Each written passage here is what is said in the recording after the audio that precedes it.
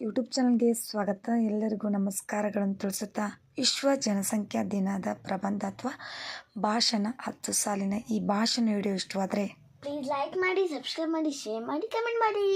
ಹಾಗೆ ಹೊಸ ವಿಡಿಯೋಗಳಿಗೋಸ್ಕರ ಕಮೆಂಟ್ ಮೂಲಕ ತಿಳಿಸಿ ಅಂತ ಹೇಳ್ತಾ ವಿಶ್ವ ಜನಸಂಖ್ಯಾ ದಿನ ಪ್ರಬಂಧ ನೋಡೋಣ ಬನ್ನಿ.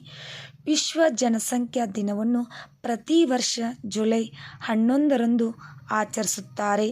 ಮೊದಲು 1987ರಲ್ಲಿ ಆಚರಿಸಿದರು.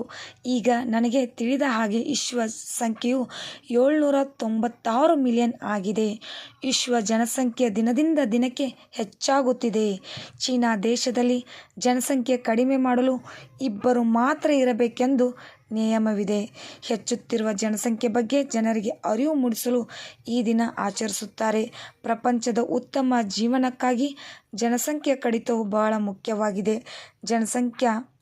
ಜನಸಂಖ್ಯೆಯನ್ನು ಸುಧಾರಿಸಲು ಸರ್ಕಾರ ಹಲವು ಕ್ರಮಗಳನ್ನು ಕೈಗೊಂಡಿದೆ. ನಿಮಗೂ ಕೂಡ ವಿಶ್ವ ಜನಸಂಖ್ಯಾ ದಿನದ 10 ಸಾಲಿನ ಭಾಷಣ ವಿಡಿಯೋ ಇಷ್ಟವಾದರೆ ಪ್ಲೀಸ್ ಲೈಕ್ ಮಾಡಿ, ಸಬ್ಸ್ಕ್ರೈಬ್ ಮಾಡಿ. ಹಾಗೂ ಈ ಪುಟ್ಟ ಭಾಷಣ ಅಥವಾ ಪ್ರಬಂಧ ವಿಡಿಯೋ ಇಷ್ಟವಾದರೆ ಪ್ಲೀಸ್ ಲೈಕ್ ಮಾಡಿ, ಸಬ್ಸ್ಕ್ರೈಬ್ ಮಾಡಿ, ಶೇರ್ ಮಾಡಿ. Thank you.